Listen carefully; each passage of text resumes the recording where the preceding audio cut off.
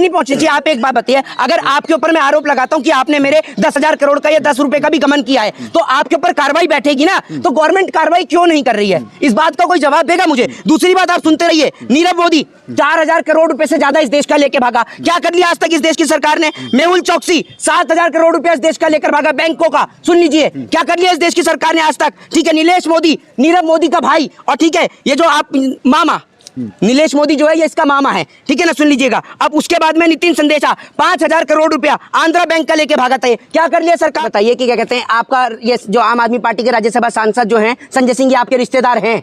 ये बताइए, जब उन्होंने राज्यसभा के अंदर सदन में खड़े होकर बोला था कि अडानी के ऊपर 2 लाख करोड़ से ज्यादा का कर्जा है, उसके लिए आप क्या कहेंगे? LIC का जो कर्जा है सामने आपको नहीं दिखा? LIC का आपको एक बात एक मिनट सुन लीजिए।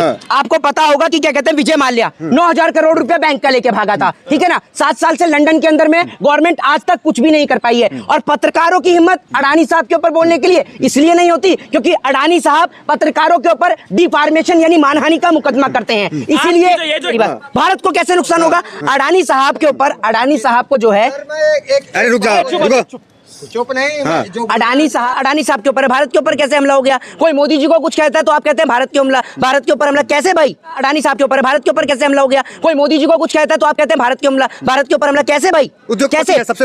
मेरी बात सुनिए, आप कैसे कह सकते हैं सबसे बड़े उद्योगपति नंबर 1 पे आते थे ना? आप कहां से नॉलेज लेके आए हैं? अभी आपने देखा है मंडे को अडानी साहब जो हैं पहले वो 3रे नंबर पर आते हैं, शुक्रवार के दिन 3रे हिडनबर्ग पे भरोसा, अडानी पे भरोसा नहीं है। हिडनबर्ग रिश्तेदार है तुम्हारा। एक बात आप मुझे बताइए कि क्या कहते हैं आपका ये जो आम आदमी पार्टी के राज्यसभा सांसद जो हैं संजय सिंह, ये आपके रिश्तेदार हैं? ये बताइए, जब उन्होंने राज्यसभा के अंदर सदन में खड़े होकर बोला था कि अडानी के ऊपर 2 लाख करोड़ से ज्यादा का कर्जा है, उसके लिए आप क्या कहेंगे? LIC का जो कर्जा है सामने आपको नहीं दिखा? LIC का 20,000 करोड़ लौटा दिया है। 20,000 करोड़ लौटाया है निवेशकों का। आप ये बताइए LIC का कर्जा भी बाकी है या नहीं है? हाँ। आपको पता है कि साल, अभी मैं आपको बताता हूँ, पूरा डाटा मेरे पास में है। हाँ। 31 मार्च 2022 को, सितंबर 2022 को अडानी साहब ने अपनी 2 सीमेंट फैक्ट्रियों को गिरवी रखा था। पता है कितने में?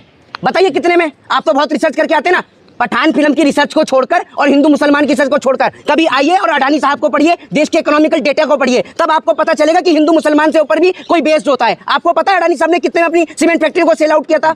आप डिफेंड कर रहे हैं ना अडानी साहब को? आप बताइए, रिसर्च की वजह से नुकसान तो हो रहा है ना भारत को? नुकसान सुनिए मेरी बात, भारत को कैसे नुकसान होगा? अडानी साहब के ऊपर, अडानी साहब को जो है, अरे रुक जाओ, चुप नहीं। हाँ। अडानी साहब को जो पैसा है, अडानी साहब को पैसा विदेशी कंपनियों ने भी दिया है, लेकिन अगर अडानी साहब उन विदेशी कंपनियों का जो पैसा है उसको नहीं लौटाएंगे तो उनको दिक्कत क्रिएट होगी। चले भाई जी बोले। हाँ जी बोलिए।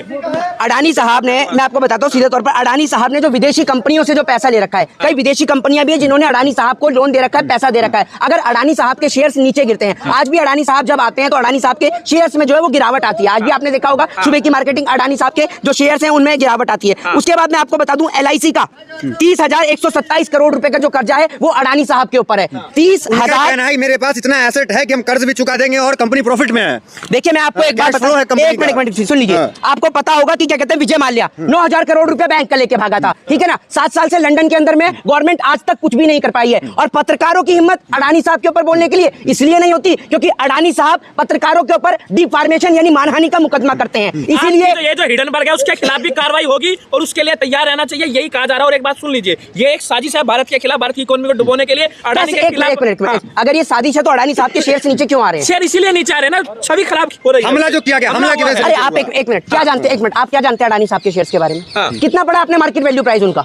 अभी बताइए ना, अडानी साहब के ऊपर कर्जा कितना टोटल, जरा ये बताइए। हाँ मत करिए। 2.5 लाख करोड़। ये टोटल कितना? भारतीय बैंक का इसमें कितना पैसा है? SBI का, LIC का और SBI का कितना पैसा है इसमें? विदेशी बैंक से कम है, सबसे ज्यादा कर्ज जो है वो विदेशी बैंक से है। अच्छा, तो एक बात आप मुझे बताइए कि अगर अडानी साहब के जो शेयर्स हैं, इसके बाद मैं आपको बताऊं मेरे पास में आज देश से भगने वाले भगोड़ों की एक लंबी कतार है। क्या मोहित शर्मा को शक है कि गौतम अडानी देश छोड़ के भाग सकते हैं? मैं सबसे पहले सरकार से, सीधा सवाल, जब आप विजय माल्या का एग्जांपल गिनारे तो आप बताइए क्या गौतम अडानी देश छोड़ के भाग सकते हैं? मैं सरकार से पूछना चाहता हूँ कि सरकार उनका पासपोर्ट क्यों नहीं जब्त करती है? एक बात आप सुनते रहिए, विजय माल्या क्यों जब्त किया जाए पासपोर्ट? भाई पासपोर्ट इसलिए जब्त किया जाना चाहिए क्योंकि LIC के अंदर, SBI के अंदर गरीब परिवार के निवेशकों का पैसा है। हालांकि LIC का और SBI का स्टेटमेंट क्लियर रूप से आया है कि उनके निवेशकों को कोई डर नहीं है अडानी ग्रुप में इन्वेस्ट करने से, लेकिन उसके बाद भी गवर्नमेंट की भी तो जिम्मेदारी बनती है। गवर्नमेंट कोई कार्रवाई क्यों नहीं करती है हिंडनबर्ग के ऊपर? क्यों नहीं कार्रवाई करती है गवर्नमेंट, ये बताइए ना। मतलब सीबीआई गवर्नमेंट ईडी पहुंचनी चाहिए अब अडानी के बिल्कुल, पास। अरे सीबीआई ईडी नहीं पहुंचे। आप एक बात बताइए, अगर आपके ऊपर मैं आरोप लगाता हूं कि आपने मेरे 10,000 करोड़ का या 10 रुपए का भी गमन किया है, तो आपके ऊपर कार्रवाई बैठेगी ना, तो गवर्नमेंट कार्रवाई क्यों नहीं कर रही है? इस बात का कोई जवाब देगा मुझे? दूसरी बात आप सुनते रहिए, नीरव मोदी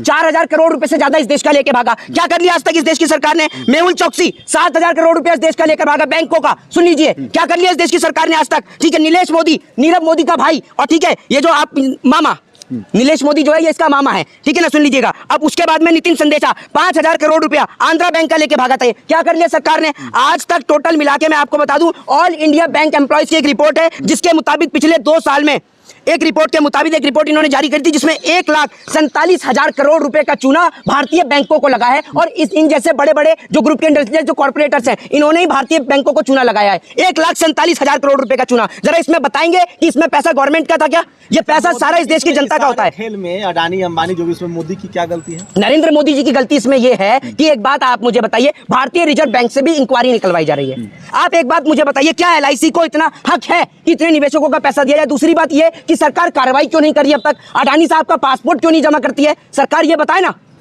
क्यों पासपोर्ट जमा नहीं होता है? हाँ। बताइए। अगर किसी का जो शेयर की वैल्यू डाउन होने से उसका जो है एक बात आप मुझे सुनिए, पहले मुझे आप ये बताइए, जब अडानी साहब को लेकर राज्यसभा के अंदर, सुनिए मेरी बात सुनिए। नहीं, आप फ्रॉड बताइए क्या? देखिए मैं आपको बताता हूं, अडानी साहब के जो शेयर्स हैं उनमें तो गिरावट आई रही है। इससे पहले राज्यसभा सांसद आम आदमी पार्टी के जो संजय सिंह है, उन्होंने राज्यसभा के अंदर खड़े होकर यह कहा था कि 2 लाख करोड़ से ज्यादा कर्जा जो है वो अडानी साहब के ऊपर